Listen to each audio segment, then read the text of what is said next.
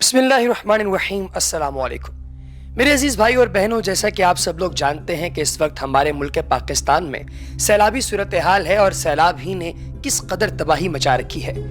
तमाम इंसान खौफजदा हैं और हर तरफ डर छाया हुआ है, चाहे वो साउथ पंजाब हो या बलूचिस्तान, कराची हो या नीलम, हर तरफ कहर मचा हुआ है। दोस्तों, सैलाब की तबाही से लोगों के घर तबाह हो चुके, दिखाने के लिए ना उनके पास घर है, खाने के लिए ना उनके पास रोटी है और सर को ढांपने के लिए ना उनके पास चादर है। दोस्तों, पानी का जो साफ पानी का यहाँ पर चश्मा बहता था, उस चश्मे तक को गदला कर दिया कुदरत की इस तबाही ने, और इनके पास पीने को साफ पानी मैसर नहीं। कुछ लोग इस आफत से लड़ते हुए इसका डटकर मुकाबला भी कर रहे हैं। फंडिंग जारी है और लोग अपने मुसलमान भाइयों के साथ खड़े रहते हुए उनकी मदद को बगैर जूती पहने घरों से निकल पड़े हैं। कराची की हालत की बात की जाए तो कुछ बेहतर सूरत हाल वहां भी नहीं है। कुछ रोज पहले बारिश के पानी ने तबाही मचाई और कई कई फीट तक लोगों के घरों के अंदर पानी जमा हो गया। लोगों की कीमती अशिया को नुकसान पहुंचा। इसकी वजह क्या है? नाकिस सीवरेज सिस्टम, और सबसे अहम वजह जो थी वो थी हुकूमती नाअहली। जी हाँ दोस्तों, ये मुल्क पाकिस्तान हमारे बड़ों की अनथक मेहनतों के बाद मारिज़ वजूद में आया। कई लोगों ने घर अपने लुटाए, कईयों की जानें गईं, लेकिन वो अजीम लोग लड़े, इतना लड़े कि आखिर में फतह से हमकिनार होकर रहे। दोस्तों, कराची की हालत के जिम्मेदार हुकूमत के साथ साथ वहां बसने वाले लोग भी हैं, जिन्होंने कायद के शहर को खुद अपने हाथों से गंदा किया है। ये चीजें सोची जाएं, अपने गिरेबान में नजर दौड़ाई जाए, तभी जाकर इन मसाइल को हल किया जा सकता है। गुज़िश्ता रोज कराची में बाकायदा तौर पर फ्लड वार्निंग जारी की गई है, जिससे तूफान कराची में पेशगोइयों के हवाले से बेशुमार बातें गर्दिश कर रही हैं और लोगों में खौफ व हिरास का आलम बर्पा हो गया है, क्योंकि लोग इस बात को बखूबी जानते थे कि समुद्री सैलाब किस हद तक तबाही का बाइस बन सकता है। आफत कोई भी हो दोस्तों, अपना आप दिखाकर ही दम लेती है। कुछ लोगों का मानना यह भी है कि खुदा जब हम लोगों से नाराज होता है तो आफतों को भेज देता है।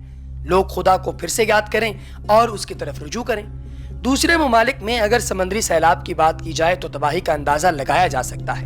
इंडोनेशिया ने जो तबाही मचाई, जो इस सैलाब ने मचाई थी, वो किसी से ढकी छुपी नहीं।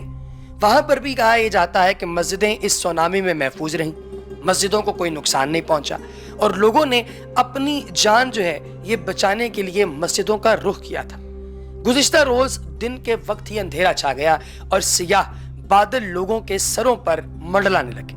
दोस्तों, ये वाकई खौफ का आलम था जब समंदर में लहरें हरकत में आ गईं। चनाचे समुद्री साहिल पर एक मस्जिद में अब्दुल्ला नामी एक शख्स ने अजान देना शुरू कर दी। इस अजान से वो लहरें थम गईं।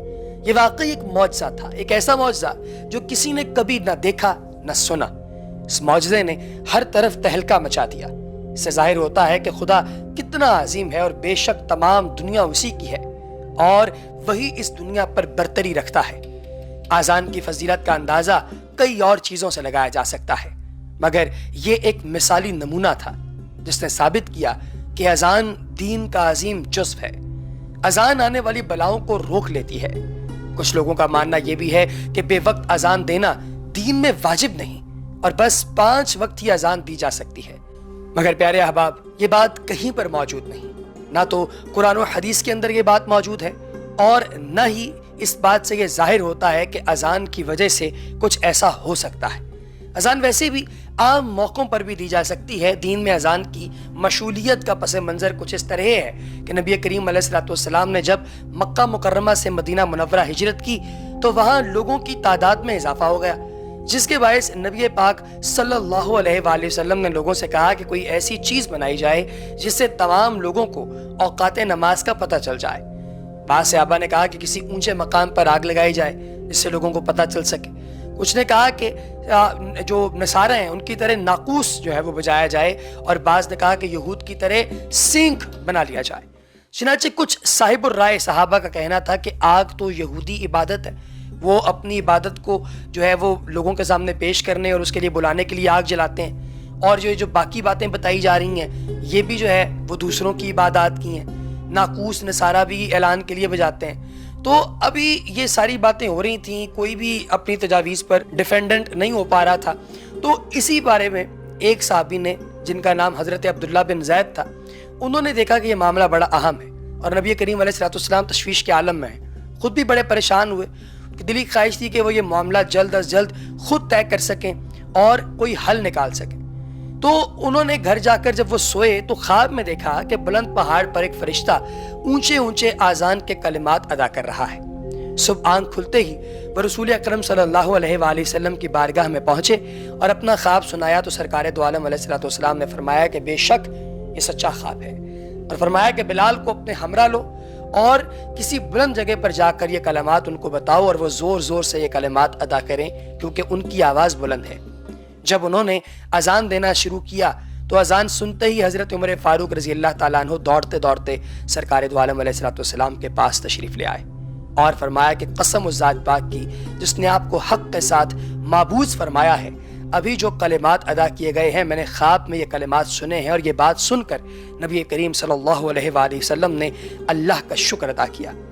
منقول ہے کہ اسی رات میں 10، 11 یا 14 صحابہ نے یہ خواب دیکھا تھا، اور اذان کی شروعات میں مقبول بھی اور منقول بھی یہی ہے کہ حضرت زید بن عبداللہ اور حضرت عمر فاروق رضی اللہ تعالی عنہما نے جو خواب دیکھا وہ اذان کا تھا۔ سے ظاہر ہوتا ہے کہ اذان اللہ تعالیٰ کا ذکر ہے اور اذکار میں سب سے اہم ترین عبادت ہے۔ پیارے دوستو، اللہ کی وحدانیت اور رسول اکرم علیہ الصلوۃ والسلام کی جو رسالت ہے اس کی شہادت کا اعلان بھی نماز میں کیا جاتا ہے، اذان میں کیا جاتا ہے اور دیگر عبادات میں کیا جاتا ہے، جن میں اللہ کی وحدانیت اور رسول اکرم علیہ الصلوۃ والسلام آپ کی رسالت کی سچائی بیان کی جاتی ہے تاکہ لوگ نیکی کی طرف راغب ہوں اور اپنے حقیقی رب کی بڑائی بیان کریں اور دنیاوی جھمیلوں سے نکل کر کچھ وقت اپنے رب کی خوشنودی میں نکالیں۔ اللہ پاک ہم سب کو دین کے رستے پر چلنے کی توفیق دے اور ہمیں 5 وقت کا نمازی بنائے۔ احباب، یہ باتیں بہت اہم ہیں جو ہم اکثر اوقات گپ شپ کے اندر نکال دیتے ہیں اور ان باتوں کے اوپر غور نہیں کرتے۔ بڑی امپورٹنٹ باتیں تو پر غور ہونا چاہیے اور ان باتوں کی جو گہرائی ہے اس کو ماپنا چاہیے، باتوں کی گہرائی میں جانا چاہیے، پتہ یہ چلنا چاہیے کہ ان باتوں میں کس قدر سچائی ہے۔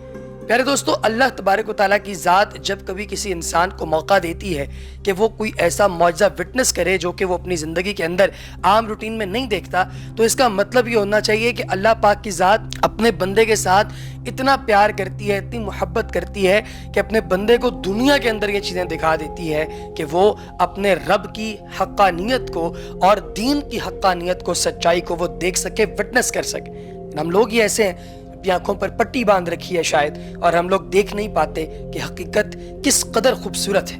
اللہ تبارک و تعالیٰ کی ذات عمل کرنے کی توفیق عطا فرمائے۔ اس کے ساتھ ہی پیارے دوستو، آج کی اس ویڈیو میں ہمیں دیجیے اجازت، اپنا بہت سا خیال رکھیے گا، دعا میں یاد رکھیے گا۔ اللہ پاک آپ کا اور ہمارا ہم سب کا حامی ناصر ہو۔ اگلی ویڈیو تک اجازت، اللہ حافظ۔